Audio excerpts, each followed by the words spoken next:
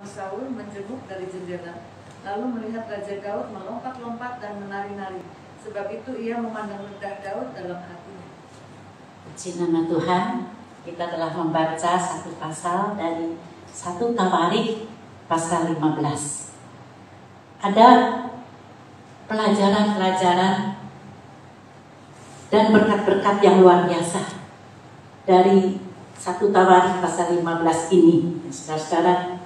Dan saya temukan yaitu 3 poin, saudara.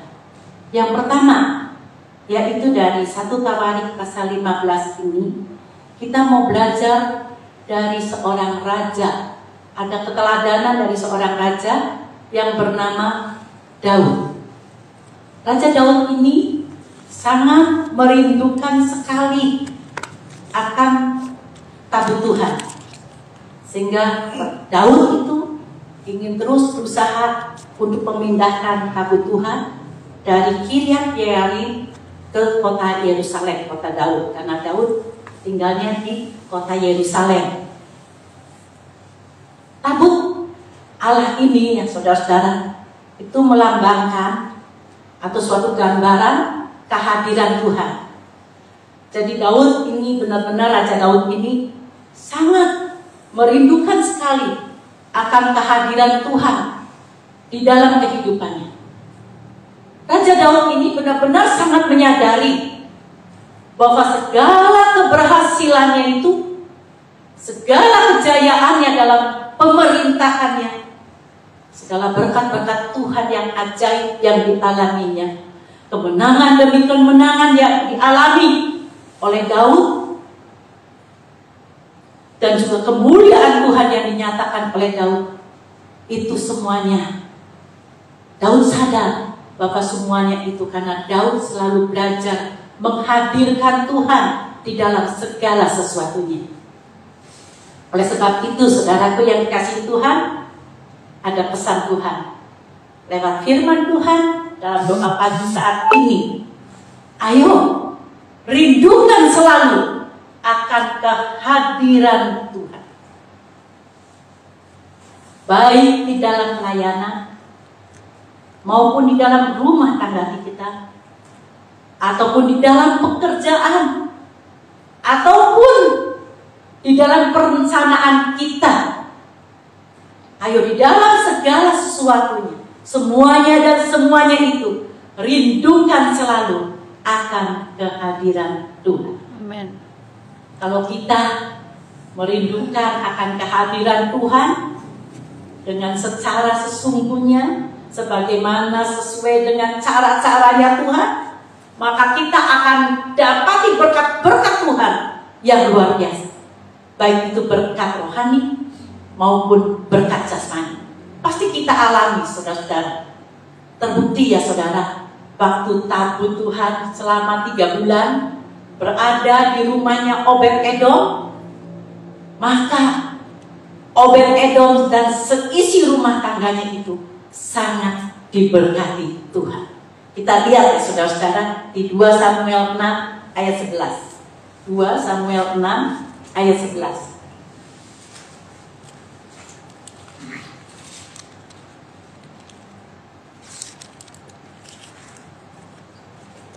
Saya akan bacakan.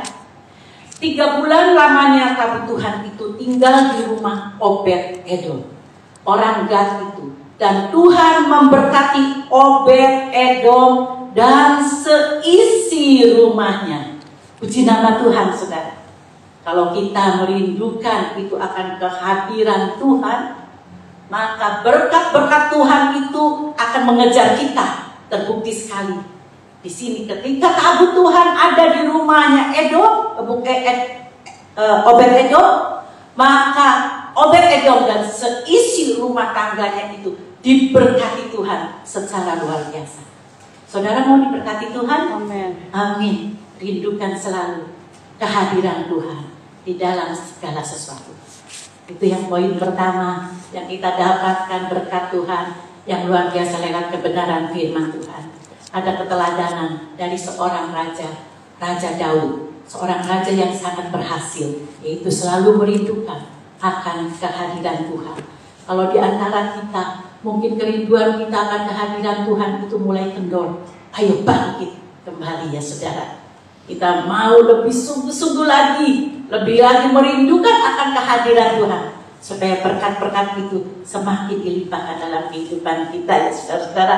Secara jujur ya saudara, saya juga ya saudara, di dalam alami masa pandemi ini ya Tuhan, ya saudara-saudara, di saat doa pagi itu saya udah sepertinya tuh menikmati dengarnya dari rumah ya saudara, ikuti IG ya saudara, dengerin gitu. Terus di hati saya ada sih gitu bicara saudara, sebetulnya ada, saya yakin saudara, saya aja padahal ngerti itu tuntunan Roh Kudus. Kamu harus hadir lagi di doa pagi, kamu tuh harus semakin melekat sama Tuhan. Pasti beda kalau datang dengan di tempat ibadah di sini dengan di rumah, itu beda saya rasakan. Tapi terus ada lagi, jangan gelitik di hati saya. Nanti kalau saya udah mulai doa pagi, nanti pasti dikasih tugas lagi untuk bawain firman Tuhan. Saya gak enak-enak gitu loh.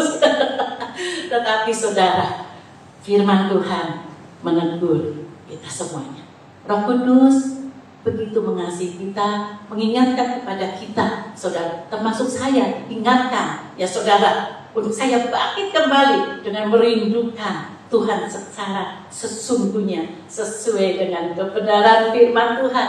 Dan sehingga saya juga tidak mengeraskan hati ya saudara, saya mau belajar untuk merajinkan diri kembali untuk ikut doa pagi. Dan saya juga terima tugas pelayanan ini ya saudara. Saya ingin untuk hidup setia melayani Tuhan sampai akhir hidup saya. Amin. Puji nama Tuhan saudara. Itu yang poin yang pertama. Lalu yang kedua, ada keteladanan kembali dari seorang Raja Daud ini ya saudara. Yaitu Daud ini tidak terus tinggal di dalam kegagalan. Jadi tidak mau hidup terpuruk di dalam kegagalan. Daud mau bangkit, semangat kembali dari kegagalannya itu, sehingga yang didapat adalah keberhasilan, kemenangan. Tabut Allah itu bisa sampai ke kota Daud, ke kota Yerusalem. Daud boleh bersorak-sorai, bersukacita mengalami kemenangan. Awalnya ya saudara, Daud itu juga mengalami kegagalan, kegagalan berusaha memindahkan tabut Tuhan ini saudara. Saya dengan saudara juga tentu pernah ya saudara mengalami dalam kehidupan ini sesuatu yang gagal ya saudara. Tetapi kita jangan terpuruk di dalam kegagalan ini. Kita mau terus bangkit ya saudara, semangat ya saudara untuk melawan kegagalan itu. Seperti Raja Daud, pertamanya ngalamin kegagalan di dalam memindahkan tabut Tuhan ini dari Kiryat Yearim itu mau dibawa ke kota Yerusalem. Mengapa gagal? Karena Raja Daud ini cara memindahkannya itu tidak memakai caranya Tuhan, tetapi memakai caranya sendiri. Saudara, inginnya supaya cepat sampai, inginnya mudah, dinaikkan pada kereta yang baru, ditarik dengan lembu. Tiba-tiba di tengah perjalanan itu ya saudara, lembunya tergelincir.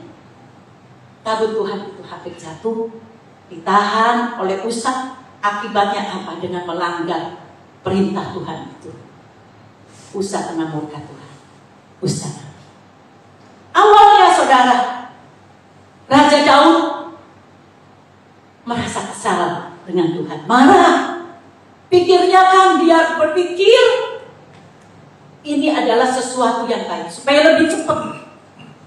Tetapi Tuhan tidak berkenan, tidak berkenan di hati Tuhan yang demikian. Tapi puji nama Tuhan, walaupun Daud marah, tapi Daud masih tetap memiliki rasa takut akan Tuhan. Kita baca ya saudara, di dalam 2 Samuel pasal 6 ayat 8 dan 9. Saya bacakan. Daud menjadi marah karena Tuhan telah menyambar Usa demikian hebatnya. Maka tempat itu disebut orang Peres Usa sampai sekarang. Pada waktu itu Daud menjadi takut kepada Tuhan. Lalu katanya, bagaimana tabut Tuhan itu dapat sampai kepada, bertanya kepada Tuhan akhirnya bagaimana untuk dapat sampai ke kota Yerusalem, kota Daud itu. Daud memang sempat marah, tetapi Daud tidak terus tinggal di dalam kemarahannya. Daud mengoreksi dirinya, apa salahnya di hadapan Tuhan. Lalu Daud berbalik untuk mencari kebenaran Tuhan, cara-cara Tuhan itu seperti apa. Akhirnya Daud disadarkan, oh, caranya yang Tuhan pesankan kepada Daud itu harus diusung di atas bahu para Lewi, imam-imam para Lewi yang membawanya, bukannya yang lain. Akhirnya Daud melakukan hal ini, melakukan seperti apa yang dipesankan oleh Tuhan, dengan melangkah 6 langkah, lalu sembelih korban. 6 langkahnya kembali sembelih korban lagi, lembu, domba, banyak yang dipersembahkan kepada Tuhan. Lalu akhirnya sampailah di kota Daud, kota Yerusalem. Puji nama Tuhan, saudara-saudara. Mari kita ikuti keteladanan daripada Raja Daud ini. Jangan terus tinggal di dalam kegagalan. Kalau kita sekarang sedang mengalami kegagalan, bangkitlah, semangat, koreksi diri, sadarilah. Jangan mengulangi kembali kesalahan yang telah dilakukan, yang tidak berkenan di hadapan Tuhan. Tapi pakailah cara-cara sesuai dengan kebenaran firman Tuhan. Maka berkat Tuhan yang akan kita raih akan mengejar kehidupan kita. Ini janji daripada Tuhan. Puji nama Tuhan, saudara-saudara.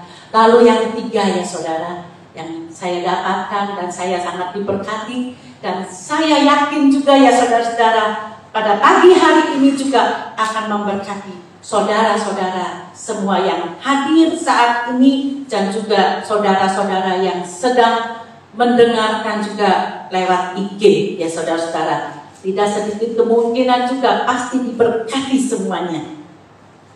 Yang ketiga ya saudara-saudara, untuk kita benar-benar rasakan kehadiran Tuhan yang sesungguhnya itu ya saudara-saudara, kita harus pakai cara-caranya Tuhan, supaya yang didapatnya itu adalah berkat-berkat Tuhan yang luar biasa. Yaitu ya saudara, dengan cara kita menghormati, memperlakukan kehadiran Tuhan itu sedemikian rupa dengan cara-caranya Tuhan. Dan saya pelajari sesuai dengan 1 Tawarikh pasal 15 ini ya saudara, bagaimana caranya Tuhan supaya kita dapat rasakan kehadiran Tuhan yang sesungguhnya, yang disertai dengan berkat Tuhan yang luar biasa. Saya dapatkan 4 poin. Yang pertama ya saudara, yaitu hargailah pilihan Tuhan. Kita baca di ayat yang kedua dari 1 Tawarikh pasal 15. 1 Tawarikh pasal 15 ayat 2. Ayo kita baca bersama-sama. 2, 3. Ketika itu berkatalah Daud, janganlah ada yang mengangkat tabut Allah selain dari orang lain, sebab mereka lah yang dipilih Tuhan untuk mengangkat tabut Tuhan dan untuk menyelenggarakannya sampai selama-lamanya. Puji nama Tuhan, saudara-saudara. Jadi kita ini harus menghargai pilihan Tuhan, baik itu dalam pelayanan, baik itu di dalam kita beribadah ya saudara, berjemaat, lalu juga di dalam rumah tangga kita juga ya saudara. Hargailah pilihan Tuhan. Kalau Tuhan sudah pilih, tunjuk siapa yang khotbah ya saudara, atau siapa yang WL. Mungkin menurut posisi, mungkin menurut kedudukan murid, mungkin juga menurut kepintarannya, kebisaannya, kemampuannya itu jauh ada di bawah dari saudara-saudara. Tapi kalau saudara-saudara, kalau Tuhan sedang mempercayakan kepada seseorang, itu kita harus hargai. Karena terbukti ya saudara, pada saat itu Tuhan pilihnya itu adalah imam-imam para Lewi. Tetapi Daud coba-coba pakai dengan caranya Raja Daud. Padahal dia seorang raja, tetapi Tuhan tidak berkenan. Dan akhirnya apa yang terjadi?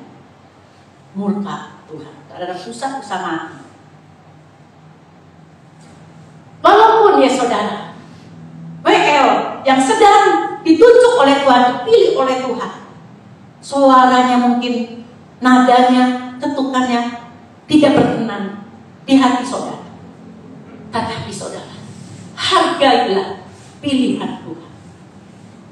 Kalau kita belajar melakukan hal ini, yaitu dengan merindukan kehadiran Tuhan dengan caranya Tuhan, maka kita akan dapatkan berkat yang luar biasa.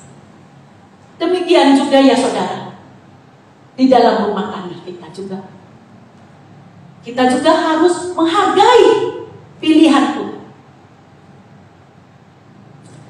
Kalau di rumah tangga kita Tuhan sudah pilih suami untuk kita, saudara, untuk sebagai istri-istri, walaupun istri ini ya saudara, kebisaannya, kemampuannya mungkin dalam cari uang sudah lebih hebat, tapi tetap hargai pilihan Tuhan. Suami yang sudah menjadi suaminya kita ini, kita tetap lakukan cara-caranya Tuhan. Walaupun sebisa apanya istri cari uang, suaminya itu kalah, tapi tetap harus tunduk kepada sang imam dalam rumah tangga, pimpinan, kepada suami. Harus kadang tunduk kepada suami. Demikian juga suami. Kalau dapat istri kan berarti udah pilihan Tuhan. Selemah apapun istri, mungkin istri itu rewel, nggak seperti istrinya orang-orang lain. Mungkin kelemahannya banyak di mata suami. Mungkin istrinya tidak secantik istri-istri orang lain. Tapi hargailah istri pilihan yang dari Tuhan itu untuk para suami-suami. Dengan caranya Tuhan mengasihi istri sebagaimana Kristus yang telah mengasihi kita. Amen. Jadi walaupun istrinya jelek, harus dikasih. Demikian juga anak-anak. Kalau sudah dapat pilihan dari Tuhan, orang tua, ayah dan ibu, itu adalah pilihan dari Tuhan untuk anak-anak. Walaupun orang tua itu tidak baik di matanya anak-anak, tapi tetap hargai pilihan Tuhan, hormati orang tua.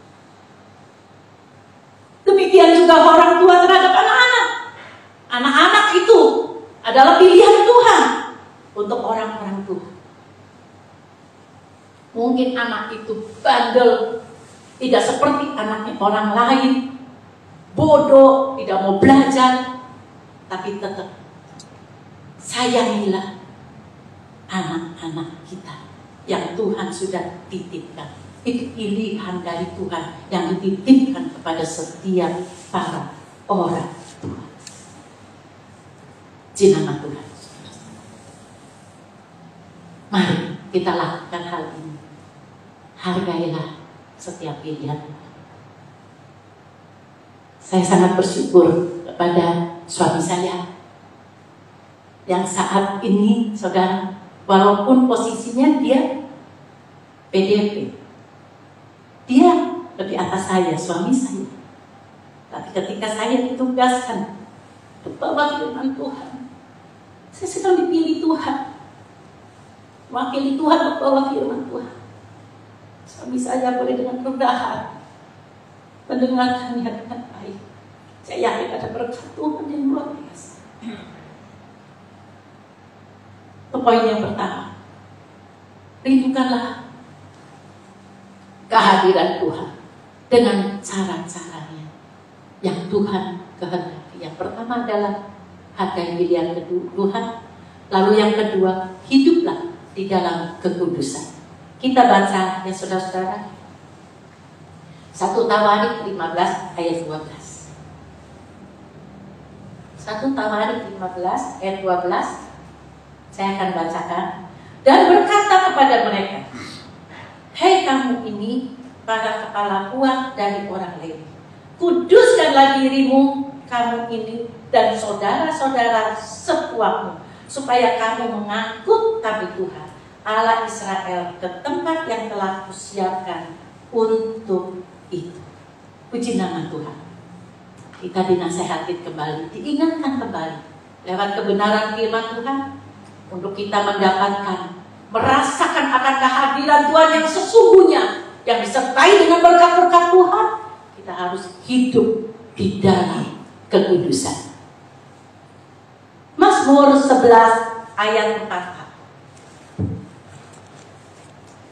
mengatakan demikian, Tuhan ada di dalam baitnya yang kudus. Puji nama Tuhan. Saudara-saudara yang dikasihi Tuhan, mari saudara, kalau mungkin kita sudah teledor, hidup tidak di dalam kekudusan, saat ini firman Tuhan mengingatkan kita kembali supaya ada berkat Tuhan yang luar biasa. Hiduplah di dalam kekudusan. Lalu poin yang ketiga, saudara-saudara, untuk kita rasakan kehadiran Tuhan yang sesungguhnya, yang disertai dengan berkat-berkat Tuhan yang luar biasa. Biarlah dalam kehidupan kita ini selalu ada pujian penyembahan yang diberikan yang terbaik untuk Tuhan, tidak dengan asal-asalan. Ada keteladanan dari seorang Raja Daud di sini ya saudara. Makanya Tuhan berkata, Daud ini sangat berkenan di hati Tuhan dan sangat diberkati Tuhan, luar biasa. Kita baca 1 Tawarik pasal 15 ayat yang 16. Saya bacakan ya saudara. Daud memerintahkan para kepala orang Lewi itu supaya mereka menyuruh berdiri saudara-saudara sepuak mereka, yakni para penyanyi, dengan membawa alat-alat musik seperti gambus, kecapi, dan ceracap untuk memperdengarkan dengan nyaring lagu-lagu gembira. Saya lencat saudara di ayat 20. Sakaria, Asiel, Semiramot, Yehiel, Lini, Eliab, Maaseya, Benaya harus memainkan gambus yang tinggi nadanya. Sedang Matika, Elifelet, Mikneya, Obed-Edom, Yeiel, dan Asasia harus memainkan kecapi yang 8 nada lebih rendah tingkatnya untuk mengiringi nyanyian. Saya tidak terlalu mengerti dengan musik ya saudara, tapi saya dapatkan suatu pelajaran keteladanan dari Raja Daud ini. Artinya ya saudara, Daud itu menginginkan sekali supaya semuanya itu terdengarnya begitu indah ya saudara. Jadi ada yang dimainkannya dengan tinggi, ada yang dimainkan dengan nada yang rendah, jadi terpadu begitu indah sekali kedengarannya ya saudara. Demikian juga dengan suara ya saudara. Mungkin ada suara 1, ada suara 2, suara 3, suara 4 gitu ya saudara, sehingga dipadukan terdengar begitu indah di hadapan Tuhan. Jadi di sini ada keteladanan dari Daud saudara, yaitu dalam kehidupannya itu selalu ada pujian penyembahan, bukan yang asal-asalan saja, tetapi dengan yang terbaik diberikannya kepada Tuhan, sehingga hati Tuhan boleh disukakan dan berkat Tuhan melimpah dalam kehidupan kita. Puji nama Tuhan saudara. Itu yang ketiga. Lalu yang keempat ya saudara-saudara, untuk kita rasakan kehadiran Tuhan yang sesungguhnya, sehingga kita meraih berkat-berkat Tuhan itu, yaitu kita harus siap berkorban. Baik itu waktu, tenaga, pikiran, uang, bahkan sampai datang ke perasaan pun kita harus siap untuk berkorban. Buktinya apa ya saudara-saudara? Daud ya saudara dicela oleh istrinya, oleh Mikal, anak Saul itu ya, istri Daud. Kita baca ya saudara di ayat yang terakhir dari ayat yang ke-29. Kita baca. Yuk kita baca bersama-sama ayat yang ke-29 dari 1 Tawarik pasal 15.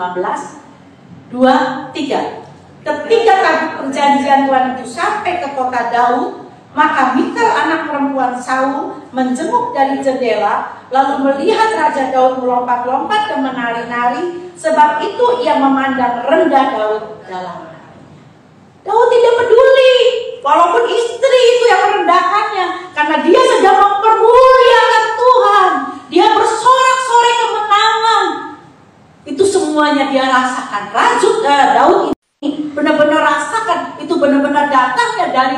karena Tuhan saja. Sehingga Daud itu mempermuliakan Tuhan secara maksimal, sangat terbaik. Dia berikan ekspresi semuanya untuk Tuhan, ya saudara-saudara. Bahkan Daud ini mengatakan di sini, saudara, di 2 Samuel, saudara. Di 2 Samuel pasal 6 ayat 22 saya bacakan, ya saudara. Bahkan akunya ini Daud, akan menghinakan diriku lebih daripada itu. Engkau akan memandang aku rendah. Tetapi bersama-sama budak-budak perempuan yang kau katakan itu, bersama-sama mereka lah aku mau dihormati. Demikianlah keteladanan dari Raja Daud. Siap untuk berkorban, perasaan sekalipun yang dikorbankan, Daud itu bersedia. Bahkan mau sepertinya direndahkannya lebih daripada Mikal yang merendahkan Raja Daud, Daud siap. Mari kita, saudara-saudara, anak-anak Tuhan, pelayan-pelayan Tuhan, kita ini harus siap. Kalau Tuhan gerakan kita, Roh Kudus bekerja dalam hidup kita, di saat kita memuji menyembah Tuhan, sampai bercucuran air mata, mungkin juga sampai lendir, maaf kata ya saudara, sampai keluar. Mungkin orang ada yang menyindir kita, mungkin di belakang kita ada yang ngomong-ngomongin kita,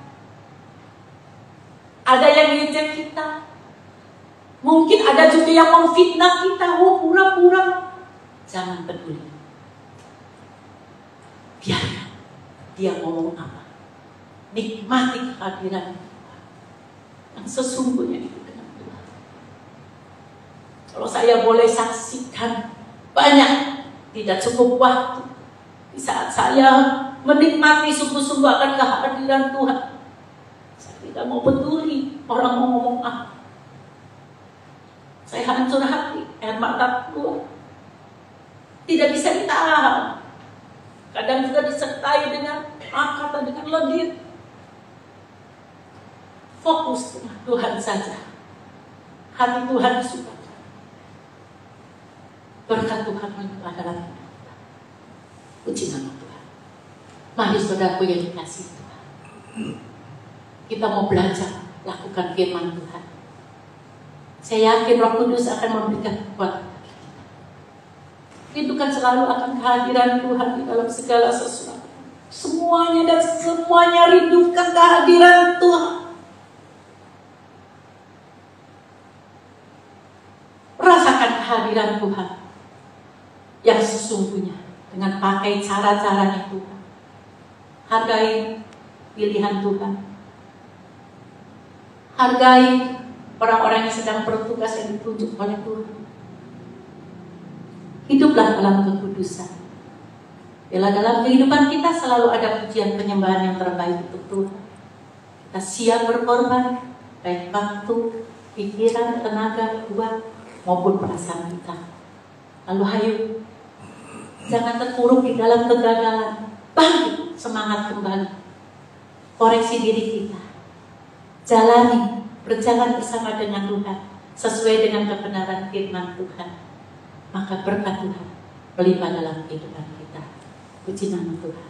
Amin. Mari kita menyembah Tuhan bersama-sama.